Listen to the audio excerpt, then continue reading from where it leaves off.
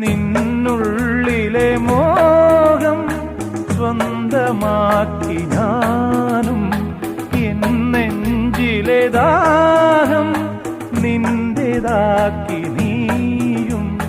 പൂച്ചങ്ങലയ്ക്കുള്ളിൽ രണ്ട് മൗനങ്ങളെ താമരത്താളിൽ പനി നീർത്തുള്ളികളാ. ഒരു ഗ്രീഷ്മശാഖിയിൽ വിടരും വസന്തമായി പൂത്തുലഞ്ഞ പുളകം നമ്മൾ. പൂങ്കാറ്റിനോടും